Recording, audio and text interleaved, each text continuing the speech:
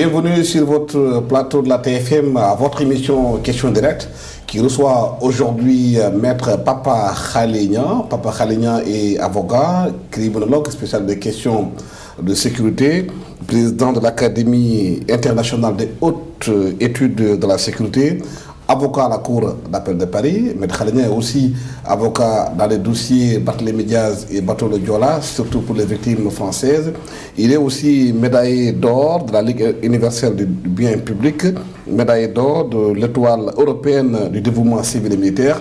Maître Khalignan, merci de nous recevoir dans vos locaux.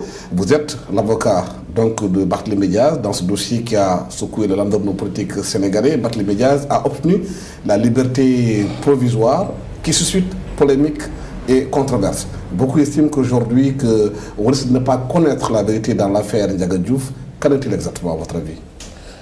Merci Alassane. Soyez la bienvenue à l'Académie des hautes études de la sécurité.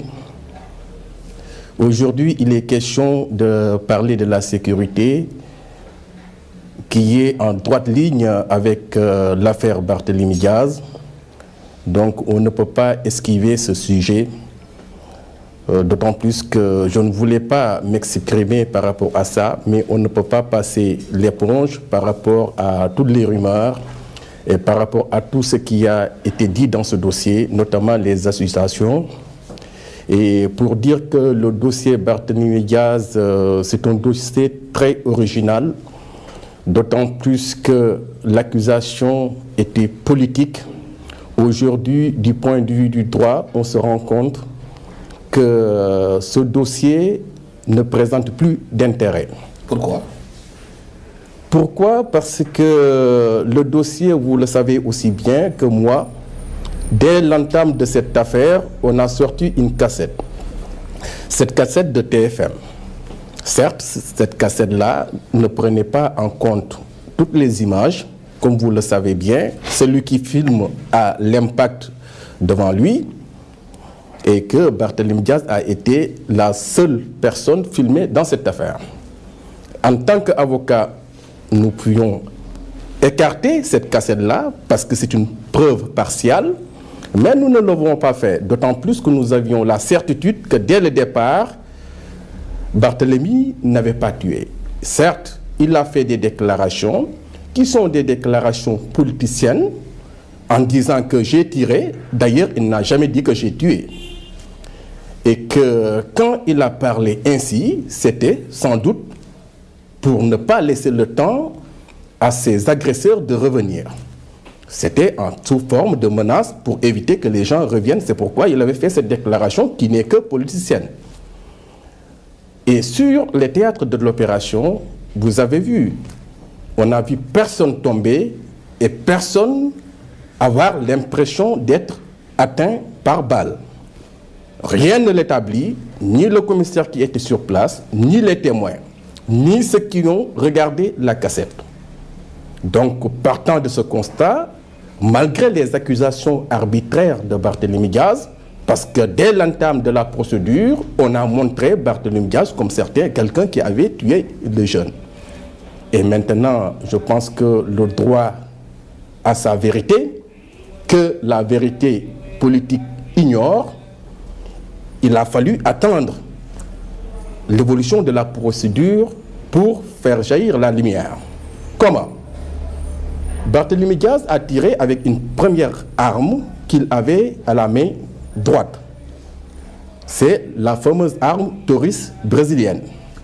La deuxième arme, c'est celle qui était à la main gauche, qui n'a jamais tué, qui n'a jamais tiré non plus. Cette arme-là, c'est une arme factice. Une arme factice, c'est un jouet. Donc, dès le début de l'enquête, on a récupéré l'arme Taurus, on a récupéré l'arme factice. Et l'expert a démontré que l'arme Taurus n'avait pas tué parce que c'était une balle de 38 mm qui avait tué. Donc, on avait exclu ces deux armes-là dès le départ. Ce qui a suscité un grand débat et des polémiques, c'est la fameuse arme, la troisième arme. que détenait Barthélémy Diaz.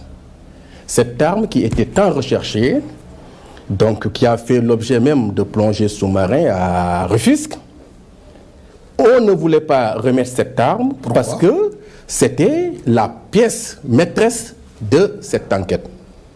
Parce que comme Barthélémy n'avait pas confiance aux enquêteurs et à ses accusateurs, il avait gardé cette arme. Encore que si les policiers avaient fait une perquisition chez lui, ils allaient trouver cette arme-là. Mais pourquoi il a gardé cette arme, la troisième qui était recherchée, alors qu'il a accepté de donner ces deux armes, l'une la taurus comme vous dites, et l'autre Faxis? Il l'a accepté, il n'a pas voulu donner cette arme parce qu'il n'avait pas à donner tous ses arguments de défense. Parce que l'enquête, c'est ça. Vous savez, une enquête pénale commence par des indices. Les indices, au niveau du justice, c'est le travail de la police. L'expertise qui avait été faite sur cette arme, la troisième arme, qu'est-ce que l'expertise dit? L'expertise dit que cette arme-là n'a pas tué, c'est une arme à plomb. C'est une arme allemande, donc une arme à plomb. Donc cette arme-là, aujourd'hui, l'expertise a révélé que cette arme-là n'a pas tué. Donc c'est ce qui a valu la liberté provisoire de M. Diaz. Oui, mais M. Niang, Maître Niang, il y a quand même mort d'homme. Même si M. Ndiaga Diouf était nerveux, comme les gens le disent, c'est quand même une vie humaine qui a été ôtée. Il y a bien quelqu'un qui a tué Ndiaga Diouf. Effectivement, il y a quelqu'un qui a tué. Mais dès l'entame, Barthélémy était présumé coupable, mais non présumé innocent. Les enquêteurs ont raté la grande occasion de faire l'enquête de manière impartiale. Parce qu'ils ont voulu chercher la vérité que du côté de Barthélémy Diaz. Ils ont laissé ceux qui ont censé quand même apporter Ndiaga Diouf jusqu'au siège du parti qui était au pouvoir, qui l'ont amené à l'hôpital. On ne sait pas dans quelles conditions. On ne sait même pas, on n'a même pas vu cette personne-là tomber. On ne sait pas d'où vient ce mystère. En tout cas, le mystère qui... Donc, à votre avis, l'enquête doit s'orienter vers ceux-là qui avaient transporté Ndiaga Diouf de chez Barthélémy, de la Liberté, de Sacré-Cœur, de la mairie, à la permanence du PDS. Justement, l'enquête doit être orientée de ce côté. D'autant plus que du côté de Barthélémy Diaz, aujourd'hui, il n'y a rien établi que celui qui a tué, d'autant plus qu'une infraction pénale est basée sur des actes matériels. Donc aujourd'hui, quand on dit que telle personne a tué, la police scientifique demande à ce que la balle soit expertisée et l'arme. Aujourd'hui, on a expertisé les armes de Barthélémy Diaz, on a réuni. Je pense que l'enquête doit être orientée à ceux qui ont commandité la mort. Il y a quand même bientôt 6 mois que cette affaire a eu lieu. Est-ce qu'aujourd'hui, il n'est pas impossible à la police, aux enquêteurs, de retrouver l'arme qui a tué Barthélémy parce que le temps peut permettre à certains de cacher l'arme ou de la faire disparaître des preuves? C'est les carences de l'enquête. Ça, aujourd'hui, il faut l'imputer à l'enquête. D'autant plus que quand il y a un fait, aujourd'hui, il faut aller vraiment très vite pour ne pas faire disparaître les preuves. Maintenant, on n'a pas voulu faire les choses dans les règles de l'art dès le départ.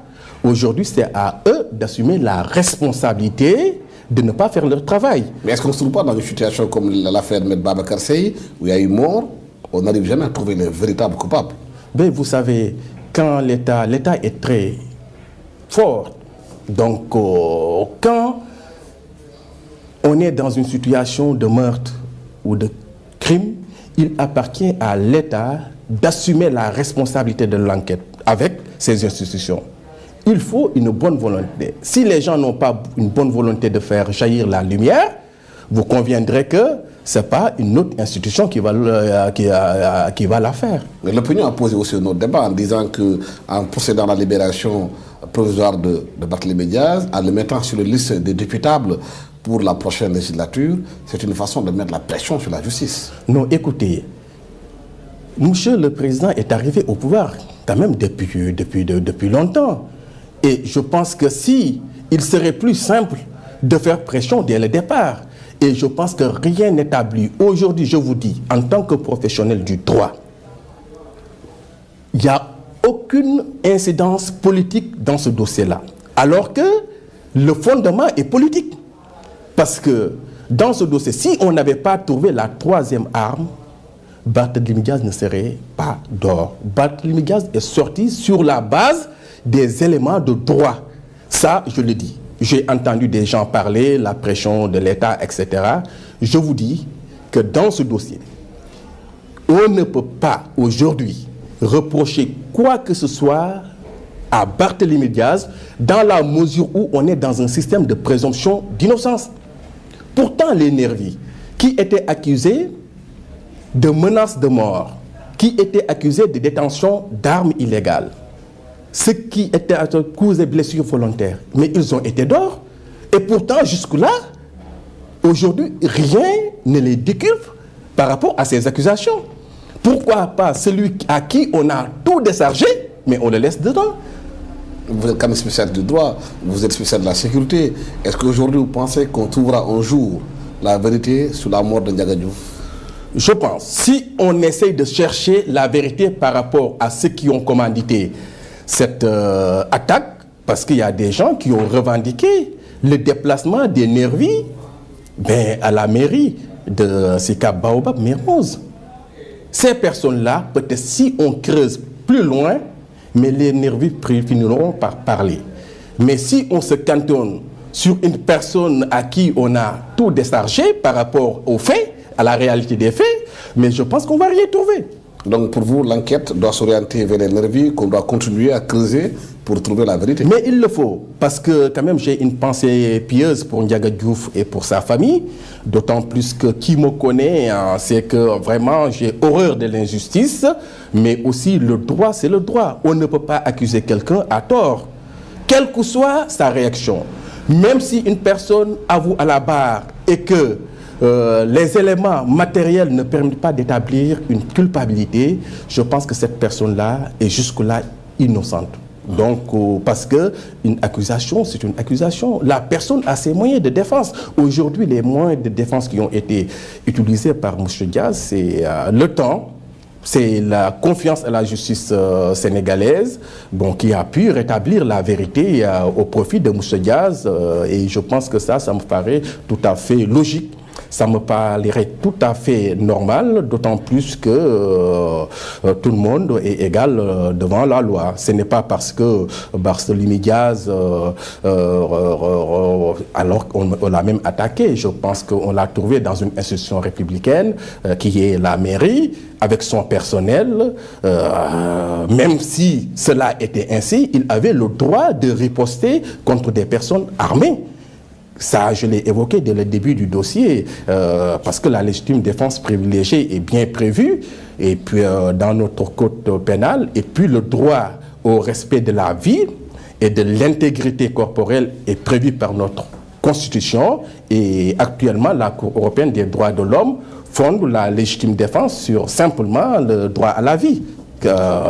Si quelqu'un est attaqué injustement, avec les moyens que nous tous nous savons, cette personne a le droit de riposter, nonobstant les règles, la disposition, la défaillance même de la police et de la gendarmerie qui devait assurer sa propre sécurité. Vous êtes aussi dans un autre dossier concernant les ex-autorités sénégalaises, concernant le dossier le bateau de Joola. Vous êtes l'avocat des victimes françaises de ce dossier. Aujourd'hui, le parquet d'Evry avait renvoyé, les avocats sénégalais voulaient que la justice française n'aille pas plus loin par rapport aux autorités sénégalaises. Le dossier a été renvoyé en justice. Où en est-on? Le dossier a été renvoyé. Il est vrai que pour Mama Diorboy et Youba Sambou, il y a l'immunité qui a été prononcée par la Chambre de l'instruction de la Cour d'appel de Paris. Mais je pense que l'erreur que l'on a commise dans ce dossier, ce n'est pas poursuivre cette instruction au Sénégal. C'est malheureux, d'autant plus que pour 1800 morts... Pourquoi Mama Diorboy et Youba Sambou sont protégés par l'immunité, et pourtant il y a d'autres ministres qui étaient dans le dossier. Il y a Youssou Sakho qui était ministre aussi.